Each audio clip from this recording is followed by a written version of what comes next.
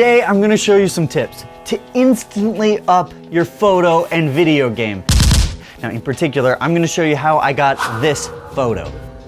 Now, first of all this photography that Jonas and I do has nothing to do with having fancy equipment. It's all what's up here. If you're gonna up your photo game, then you gotta just start thinking like a photographer. Start thinking how you're gonna increase your composition and your focus and perspective. And that is the theme for today's videos. Now, I get a lot of people sending in photos and they say, hey, Rob, can you start to try to give me some critiques? These are some of the particular ones that I got here in the last few weeks. Thank you for sending those in. I really appreciate it. It gives me good perspective of what everybody's thinking in the community. What do you want the eye to be drawn towards? That is what I'm doing with the photography that I'm doing here. A lot of it has to do with perspective. A lot of it has to do with composition and focus and like allowing the eye to be drawn to one particular section of it.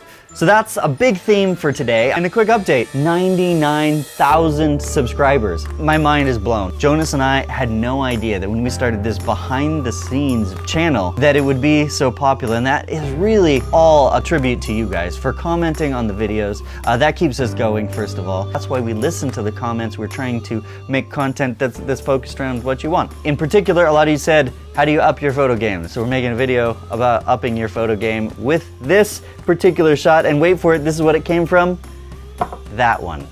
And what you'll notice is that a big part of this is your post-production. Now, I have no problem, absolutely zero problem, going in and manipulating a photo to increase the colors, to make things pop.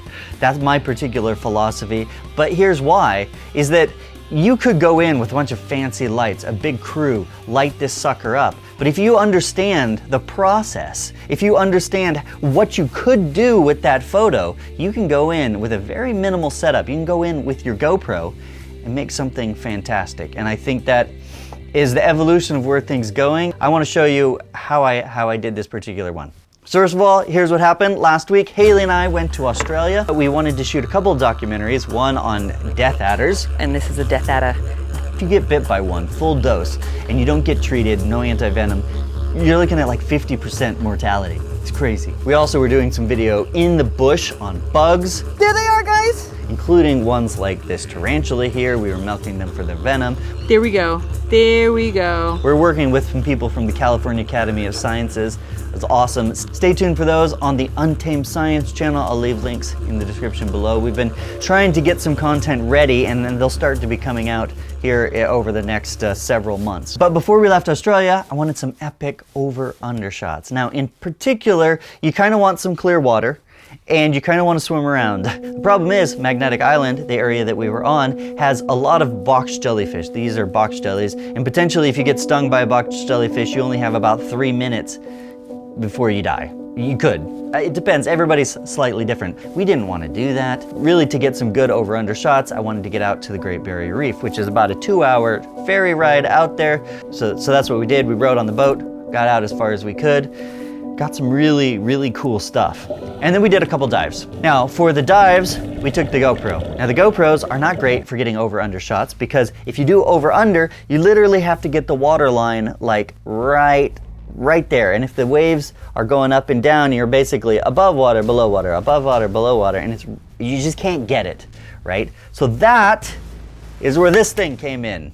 It is the best $30 I think I have ever spent. It's a specialty shot. But what you do is you take your GoPro, drop it in the back, close it up, and then you either set it to taking time-lapse photos every half second, or you set it to video mode. Now the problem is you can't change modes while it's in here and you're out scuba diving with it because you change modes on the GoPro on the front, and if you notice, this thing only has basically a circle in the front. So you more or less just let it roll the whole time and hopefully you get something. Unless you have a screen on the back, you're shooting blind. And if you want to change modes out in the water, you basically have to undo this backing, take it out, turn it on, put it back in very carefully, which is what I did. And that allowed me to get this particular shot. And that's where we're starting with. Now we're back in the studio. I've edited it up. So let me show you what I did. And I opened up the Photoshop file. You can see all of the different layers down here on the side. Now I'm not gonna run through this live. I'm not gonna show you every individual step because there's a lot of painting and masking and adding things, and it would just take forever. So I'm just going to show you all of the individual pieces that allowed me to get this particular photograph. So let's go over here to the side. This, of course, kind of how it started. I'm just going to erase all of the layers, and I'll start from the beginning. So this is more or less my backup that I started with. I added one little camera raw filter to start it off, which isn't a whole lot different than this one. It just added a little bit of brightness. Okay, now the first layer that I added, I more or less duplicated this backup layer into one that I said fix water drops. Now what I did is very minor. If you look up right up here at the top, I had some water droplets on my particular photo. Now watch them disappear. See that? They disappeared. Now all I did was go over here to the healing brush tool. You click on that and you sample a section of the clouds, and then you just paint over the top. It's super simple. Next thing I usually do on photos is I add a little bit of blur, a little bit of crispness to different areas of the photo so that it kind of brings your eye in. Now when I look at this particular photo, I was like, you know what? There's a little bit of distraction in the water, not much, bubbles, whatnot. I want to make sure those are blurred out. I want to make sure my head a little more crisp. So the first layer was the blur layer. Through using camera raw filter, I just took the crispness and sharpness down. And then what you can see, so it's very subtle, but notice that the layer, kind of basically the water, you can see the mask here, all of the white is what's blurred. So it's basically all of the water. I just blurred that a little bit. Then I went through camera raw filter, and just so you can see where I got that, I go to filter, camera raw filter, and then what you can do is you can add clarity to things like that, and sometimes what that does is it just brings focus in, say, to the eyes or to the hair. Sometimes I like to do that, and often what I'll do is I'll add a little bit of increase in the shadows, and you can see we're kind of getting already where I want to go, but I want to be very selective in how I use this. I don't want to add it to everything because sometimes I think it just completely messes up the photo, and it will also add a bunch of grain to your photo. So when I added the crispness, I basically added a mask so that it was just right here on my face. So look, I'll click it on and off so you can see. Basically my face and my hands. Okay, then I wanted to change the hue and saturation of the water. When we were there, I felt like it was very, very blue, but when we ended up getting into looking at the photos, it was not that blue. And so a lot of times what's happening is that you can adjust the white balance of your camera to make blues more blue instead of kind of the green that we have. Well, you can also do it in post-production, so that's what I did. I went in here to hue and saturation, and just in the water, see, look at this, I'll click it on and off. Just in the water, I changed the hue to a little bit more of a blue color. Now, I think this looks nice. Feel free to adjust as needed for you. Sometimes I go overboard. I understand that. Jonas makes fun of me if I go overboard on things, so I'm constantly trying to not go too much with things. Now, the next one that I did is I went to my curves layer.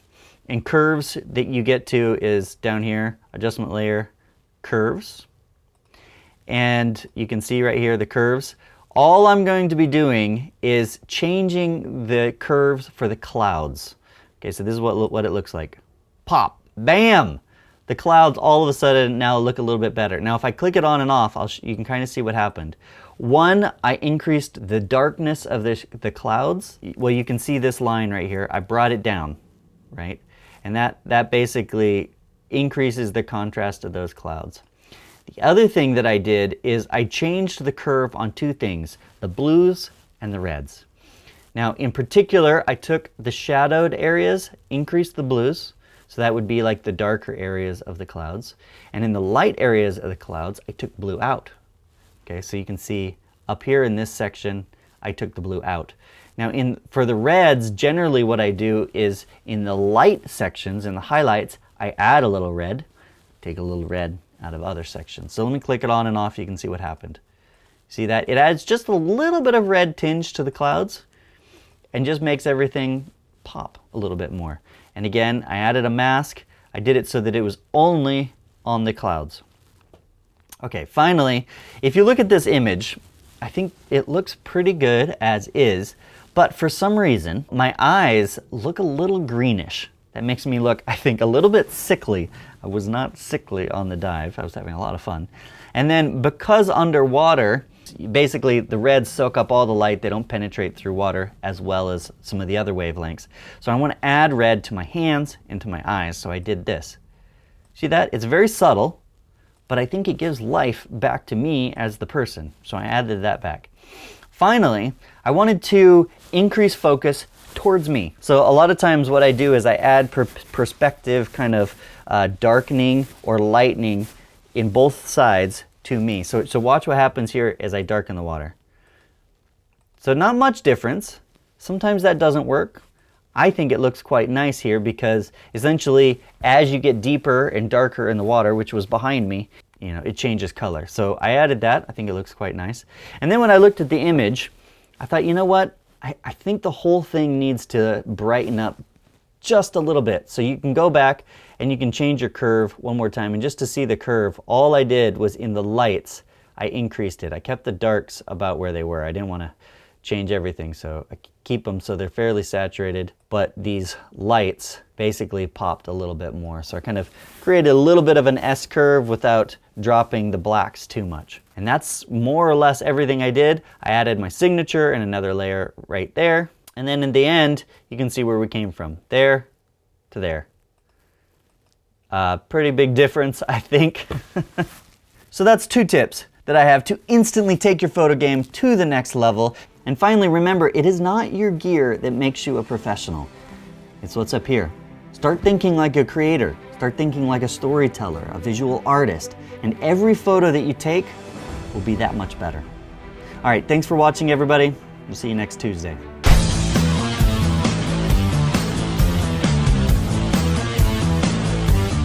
Subscribe if you haven't done that already. We're creating content every week, specifically with tips to help you make great content.